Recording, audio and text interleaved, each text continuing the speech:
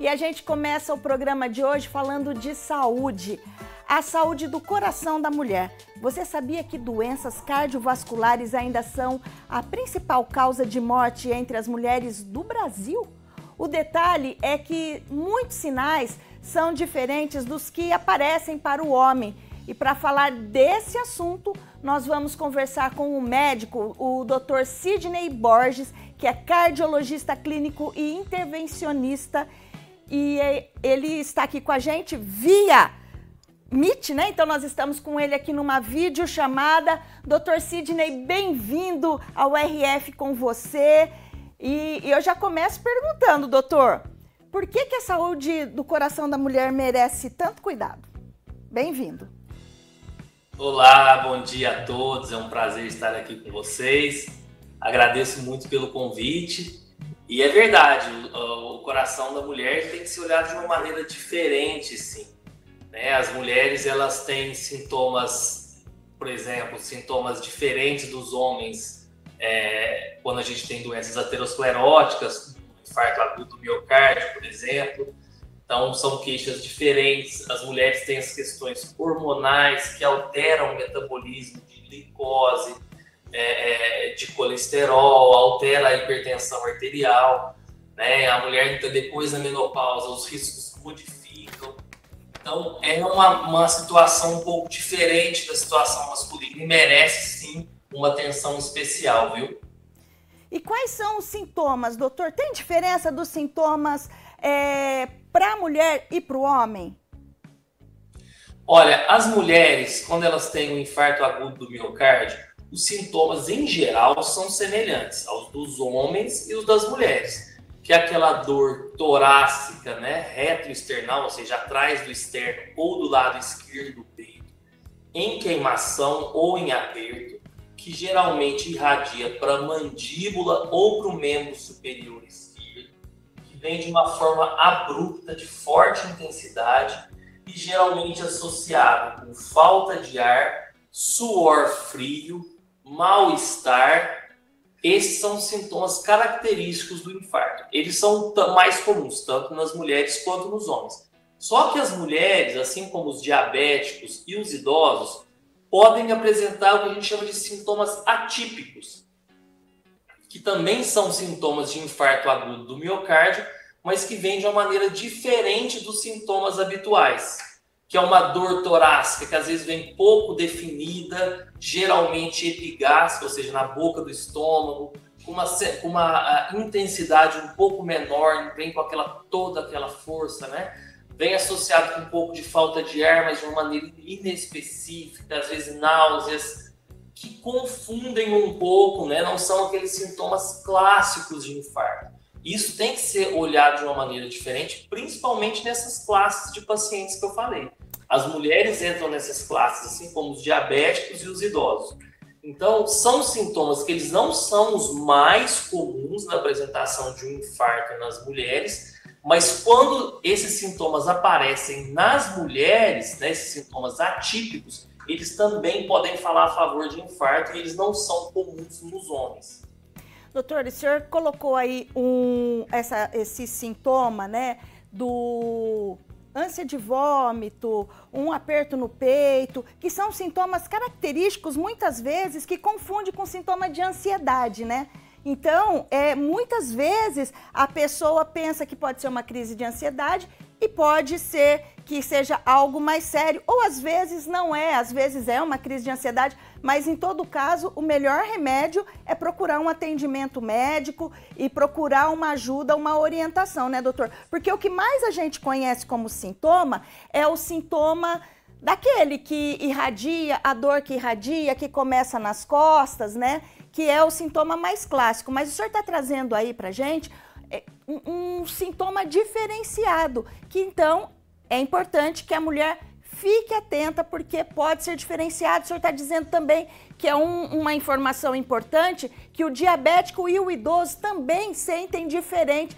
daquele clássico irradiação, a queimação no peito, Exatamente. Como eu falei, os sintomas típicos ainda são os mais comuns, mas nessas classes de pacientes, eles podem aparecer de uma maneira diferente. E foi importante você falar sobre os quadros de ansiedade, porque muitas vezes nas mulheres os sintomas atípicos são subvalorizados. Então as mulheres são tidas como é uma crise de ansiedade, uma mulher ansiosa, uma mulher depressiva, né? Não é só uma gastrite. Então acaba dificultando o diagnóstico, atrasando o diagnóstico, né?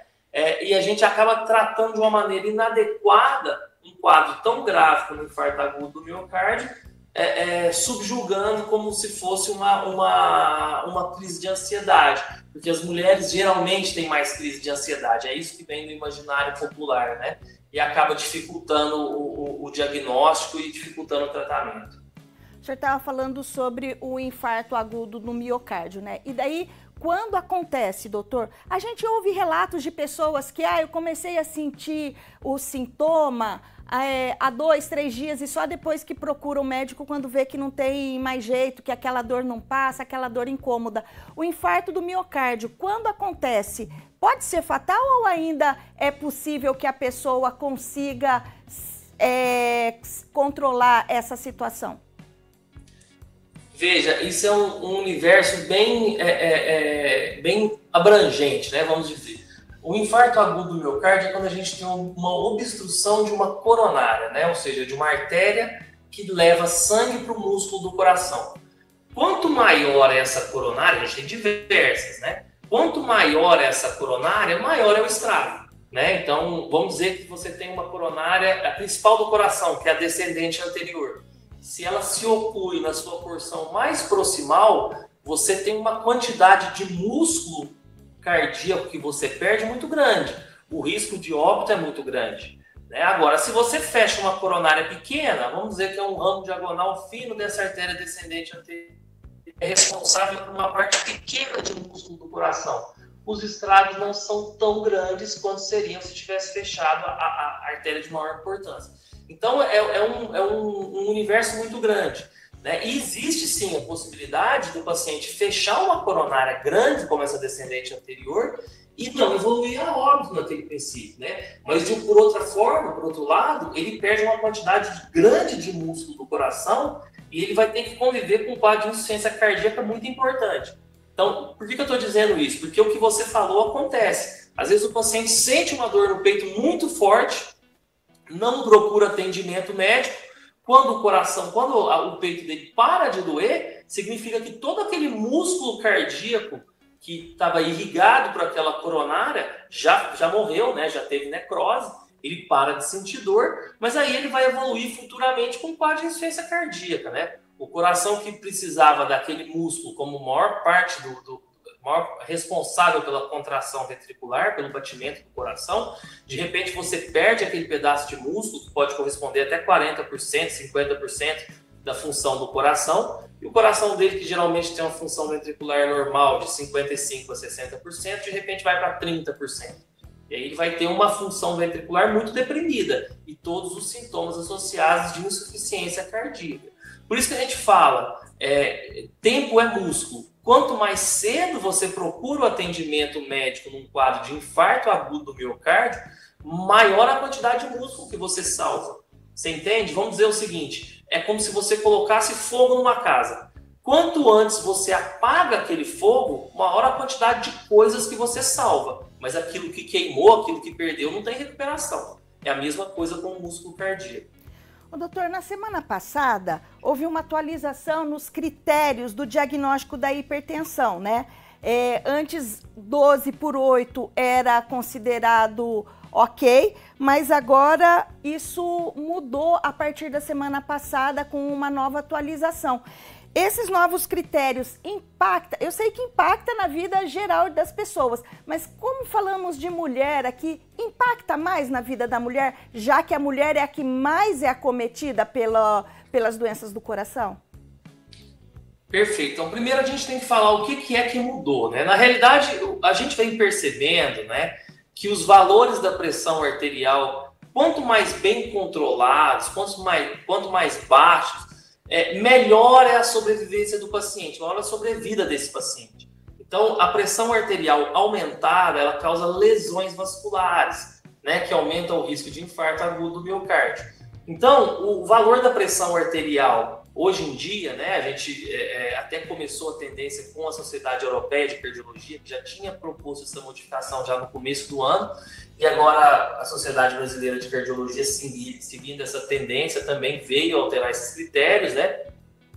E o que ele fala para a gente? Que os valores de pressão arterial normais são aqueles valores abaixo de 120 milímetros de mercúrio para a pressão sistólica e abaixo de 80 milímetros de mercúrio para a pressão arterial diastólica, né? E que o termo pré-hipertensão foi o que iniciou agora, né? Então, a pressão arterial sistólica entre 120 e 140 e a diastólica entre 80 e 90 seria um valor de pré-hipertensão e acima disso de hipertensão arterial. O que ele quer dizer para a gente com isso? Ele quer que você se preocupe quando a sua pressão esteja entre 120 e 140 e 80 e 90. Né? Não é uma hipertensão arterial, mas já é um fator de risco, já é uma coisa que tem que tomar cuidado. É a mesma coisa daquele paciente que tem a pré-diabetes que a gente fala. Ou seja, tome cuidado, você tem a tendência de virar um hipertenso no futuro. Então você precisa cuidar muito bem da sua saúde, acompanhar muito bem com o seu cardiologista para que esses valores não aumentem. Porque pequenos valores aumentados da pressão arterial de uma forma sustentada ao longo do tempo causam um maior risco de lesão vascular e, consequentemente, de infarto agudo do miocárdio, acidente vascular cerebral, doença arterial renal crônica, né? Então, são todas essas situações e que a gente tem que tomar bastante cuidado. E, obviamente, como você falou, nas mulheres a gente tem que tomar um cuidado ainda maior. As mulheres, geralmente, antes da menopausa, elas são protegidas pelos hormônios, estradiol, progesterona, né? Principalmente pelo estradiol. E depois da menopausa, que acontece lá entre os 49, 50 anos, um pouco mais ou um pouco menos, dependendo da mulher, né? Depois da menopausa, a gente tem uma perda da proteção hormonal. Então, você tem uma redução da produção desses hormônios e uma perda da proteção hormonal. Então, aí que a pressão arterial da mulher pode aumentar ainda mais. Os níveis de colesterol LDL aumentam, de HDL diminui, os triglicéridos também costumam aumentar, o risco de lesões vasculares também aumenta, né? Então, inflamação da parede dos vasos, proporcionando deposição de gordura na parede desses vasos. Então, as mulheres elas têm que ser olhadas de uma maneira diferente. Se elas já são hipertensas antes da menopausa, a tendência é que depois da menopausa essa pressão arterial aumente ainda mais e a gente tem que ajustar ainda mais as medicações que ela vem tomando. Então, as mulheres elas têm que ser olhadas de uma maneira diferente, sim. Não só em relação à pressão arterial, mas quanto ao colesterol, quanto ao diabetes, né? Principalmente depois da menopausa. Mudanças nos hábitos de vida, né? Na qualidade de vida, isso ajuda, doutor, a diminuir os impactos na saúde do coração, na pressão arterial? Com toda certeza, você foi cirúrgica agora no seu comentário. Atividade física, ela pode diminuir a pressão arterial? Só um minuto, perdão. Atividade física, ela pode diminuir a pressão arterial de uma maneira importante, entre 5 até 7 milímetros de mercúrio. O controle da obesidade, do sobrepeso também, né? A gente fala que a cada 1 quilo de peso perdido, né, no paciente que é obeso ou que tem sobrepeso, você pode diminuir até 1 milímetro de mercúrio na pressão. Então, vamos dizer que você esteja 20 quilos acima do seu peso normal e você perde 20 quilos, a sua pressão, que geralmente era 150 por 90, pode cair até 130 por 70, vamos dizer assim. Claro que não é uma coisa matemática, mas os valores eles batem muito, né? Então, o controle do peso, a realização de atividades físicas, elas estão diretamente relacionadas ao controle adequado da pressão arterial. Mas não só da pressão arterial, como também do colesterol e da glicemia.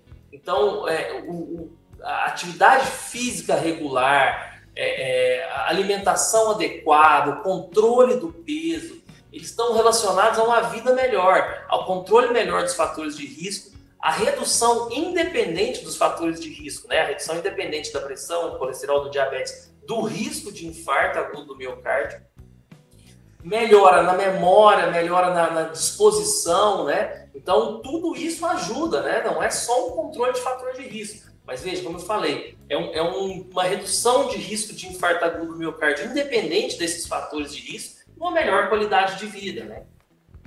Tá certo, doutor Sidney Borges, cardiologista e médico intervencionista. Eu agradeço muito, muito a sua atenção aqui, os seus esclarecimentos. Eu tenho certeza que a gente colabora com essas informações para que a mulher melhore a condição de vida dela e que a gente consiga passar pela fase, né, de todas as fases da vida da mulher de forma íntegra, melhorando a qualidade de vida, a alimentação e atenção sempre com a saúde, procurando orientação médica. Nunca deixar passar, né, doutor? Muito obrigada.